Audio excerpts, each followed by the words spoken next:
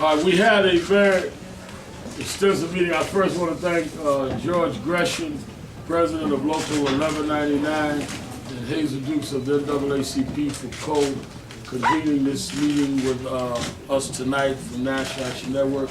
There were many groups, many activists, Reverend Herbert Daughtry and clergy, Councilman Charles Barron and elected officials, many grassroots groups, and the family sat through the entire strategy meeting, Nicole Polt Bell, as well as Joe Guzman and Trent Bitterfield, both the parents of Sean, William and Valerie Bell. There will be several actions within the next 10 days that will take place. We have broke down into committees that will plan in the area of civil disobedience, in the area of boycotting, and in the area of a major march on the Justice Department.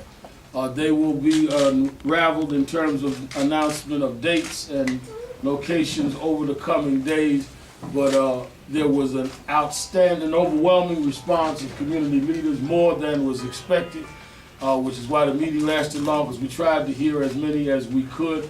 We have all agreed to operate under the banner of justice in this case, and justice for cases similar to this. But I think the fact that most of the groups put aside whatever just our banners are to have one banner for justice and to work as a collective in different areas was the thing that was very encouraging to the group, particularly to the family, who just on Friday got this devastating news and has seen such a groundswell of support coming from the community. And I think that it is important that you understand that the plans were, George, please join me up here, is that the plan is for both short-term and long-term in terms of the goals. In labor, along with George Gresham, were leaders of UFT, Randy Weingart, and others that were here tonight, elected officials. I think that what is imperative is to understand that in pursuing justice, we have agreed and discussed in detail tonight, we may have different tactics that will all complement each other. Those that have expertise in the boycott field will do that with our support. Those of us that will engage in civil disobedience, the same. Those that will be mobilizing for the march, the same. Those that are legislators will begin raising from the city council level to the state legislative level the change of laws on a more permanent basis as lawyers work with Congressman Conyers and the Judiciary Committee in terms of pressure on the Justice Department. But this is clearly something that we are committed to do. I might add that when Sean Bell was killed and Joe and Trent were wounded, it took us 4 weeks to convene a meeting of leaders like this with 1199 to plan the march down Fifth Avenue. We have done in 2 days what took us weeks to do before.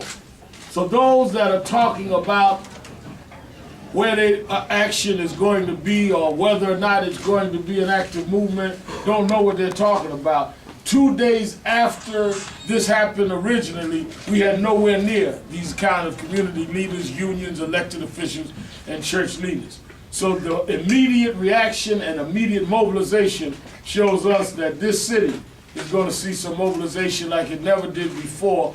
These policemen should know that they will not, again, not have on Friday night closed this case. If anything, they've opened a movement and they've given many of us that have not worked together as closely as we have in the past reason to come together, because our very lives and the lives of our children are at stake.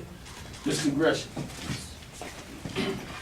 I join Reverend Sharpton and the Sean Bell family and all people of New York who care about the injustices that we just received. It is a very difficult thing when you have young children, as I do, a young 19-year-old Bell, and when we try to explain the difference of being leery and concerned about the police, and yet at the same time when you're in trouble that you should go to the police. I think that is clear for us. We have 300,000 members in the 3 states, and many of them live in the communities that are served right now, such as where Sean Bell lives. And our members are very, very concerned about the safety of their family and their children. And no one, I think, no one who believes in fairness, no one who believes in justice can be content that a judge can come back with a ruling that says innocent on all charges.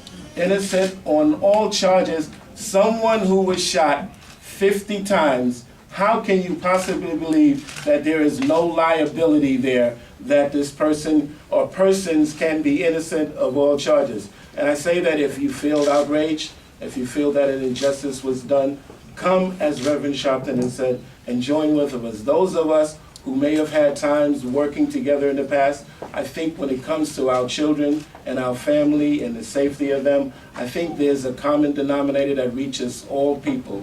And so we're here today to say that we're here to support the idea of getting justice for the communities, not just the communities in New York City, but all across the country where these kind of injustices are done.